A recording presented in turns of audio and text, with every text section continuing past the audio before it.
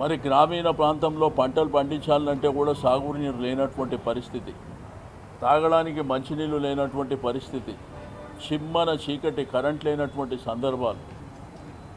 మరి కేసీఆర్ గారు 2001లో ఉద్యమాన్ని ప్రారంభించి మరి ఉవ్వెత్తున సకల జనుల సమ్మె కానివ్వండి, వంట వార్పిడి కానివ్వండి, ఉద్యోగ సంఘాలు కానివ్వండి, లేకపోతే సంబంధ వర్గాలు అందరూ కూడా ఒక తాటి మీదకి తీసుకొచ్చినటువంటి ఏకైక నాయకుడు కేసీఆర్ గారు. ఆ రోజు అన్ని రాజకీయ పక్షాలు కూడా జై తెలంగాణ అనేటువంటి పరిస్థితికి వారు తీసుకురావడం.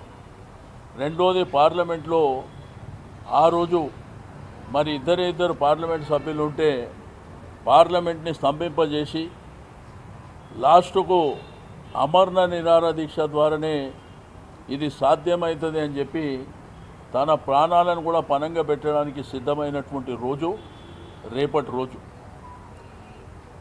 1969 ఉద్యమాన్ని, 72 ఉద్యమాన్ని మనం ఎవరూ చూడలే. కానీ కేసీఆర్ గారి ఉద్యమాన్ని 2001 నుంచి 2014 వరకు మనం చూసినాం.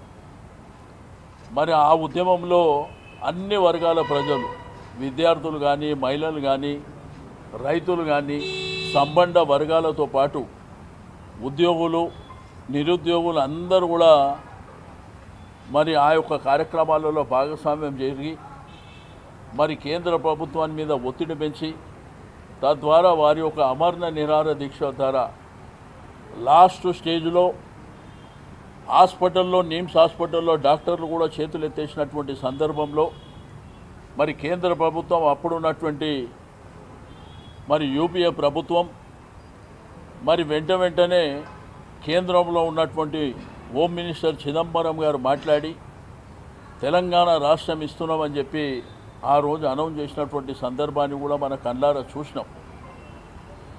ఈరోజు నిన్న మొన్న ఇప్పుడు మాట్లాడే వాళ్లకు సోయలేనటువంటి మాటలు మాట్లాడుతుంది. అసలు తెలంగాణ రాష్ట్రమే లేకపోతే ఈరోజు పీసీసీ ఏదైతే కాంగ్రెస్ పార్టీ ఎక్కడిది, బీజేపీ పార్టీ ఎక్కడిది, లేకపోతే ఇప్పుడు తెలంగాణ ప్రభుత్వమే ఎక్కడిది అనేటువంటి విషయాన్ని కూడా వాళ్ళు మననం చేసుకోవాల్సినటువంటి అవసరం ఉంది.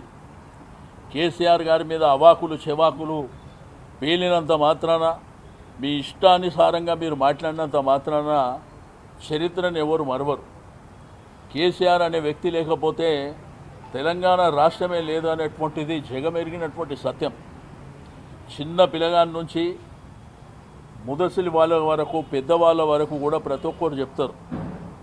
కేసీఆర్ ఆ రోజు ఉద్యమాన్ని ఉవ్వెత్తున తీసుకువెళ్ళడమే కాకుండా ప్రభుత్వం మీద ఒత్తిడి పెంచి దేశంలో ఉన్నటువంటి అన్ని పార్టీలతోని మరి మీరు కంపల్సరీ తెలంగాణ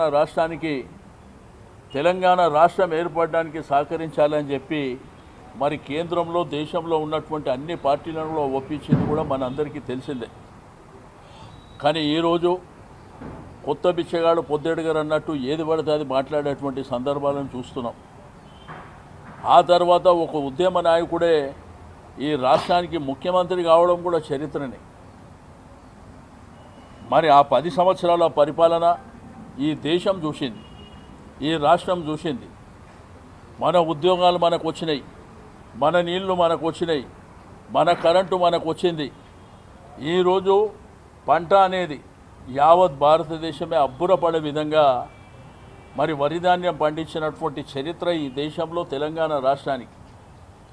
దాంతోపాటు మన రెవెన్యూ, మన బడ్జెట్ ఆశ్చర్యపోయారు. ఒకప్పుడు ఆంధ్రప్రదేశ్ రాష్ట్రానికి 63 లక్షల కోట్ల బడ్జెట్ ఉంటే తెలంగాణను కలుపుకొని ఈరోజు 3 లక్షల కోట్ల బడ్జెట్కి వెళ్ళిందంటే అది కేసీఆర్ గారి పుణ్యమో కాదో ఒకసారి ఇప్పుడు మాట్లాడుతున్న వాళ్ళు గుర్తుపెట్టుకోవాలని చెప్పి నేను ఈ సందర్భంగా తెలియజేస్తూ ఉన్నాను. ఈరోజు ఎన్ని అద్భుతాలు జరిగినాయి ఈ రాష్ట్రం లోపల. నిరుద్యోగులకు ఉద్యోగాలు ఇవ్వడంతో పాటు ఈ రాష్ట్రంలో ఉన్నటువంటి ఉద్యోగాల జీతాలు భారతదేశంలో ఎక్కడ లేని విధంగా జీతాలు పెంచినటువంటి చరిత్ర కేసీఆర్ గారి నాయకత్వంలో జరిగినటువంటి. ఈరోజు భారతదేశం గర్వపడే విధంగా సెక్రటరియట్ నిర్మాణం జరిగింది. ఈరోజు భారత రాజ్యాంగ నిర్మాత అయినటువంటి డాక్టర్ బిఆర్ అంబేద్కర్ గారి 125 అడుగుల ఎత్తైనటువంటి అంబేద్కర్ స్టాచ్యూని సెక్రటరేట్ ప్రాంతంలో ఏర్పాటు చేసినటువంటి ఘనత కేసీఆర్ గారిది. అదేవిధంగా ఒక ముఖ్యమంత్రి గారికి ఒక బ్రహ్మాండమైనటువంటి నివాసం ఉండాలి, దేశం నుంచి ప్రపంచం నుంచి డెలిగేట్స్ వస్తున్నారని ఈరోజు మన అద్భుతమైనటువంటి ముఖ్యమంత్రి గారి నివాసం నిర్మించడం జరిగింది. దాని మీద సంస్కారం లేని వాళ్ళు విమర్శించారు. ఇప్పుడు ఎవరుంటారు అక్కడ? ఇప్పుడు ఎవరుంటారు ఆ బంగ్లా లోపల కూడా మనం గుర్తుపెట్టుకోవాల్సినటువంటి అవసరం ఉన్నది.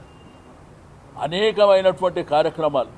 ఒక ఆడ పేద బిడ్డ, మధ్యతరగతి బిడ్డ పెళ్లి చేసుకుంటే ₹1,00,000 ఇచ్చినటువంటి చరిత్ర ఈ దేశంలో ఎక్కడ లేదు. షాదీ ముబారక్, కళ్యాణ లక్ష్మి పేరు మీద.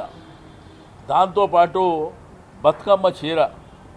ఈ బతుకమ్మ చీర తెలంగాణలో యావత్ దేశం ప్రపంచంలో బతుకమ్మ అంటే తెలంగాణలో పుట్టినటువంటి బతుకమ్మ.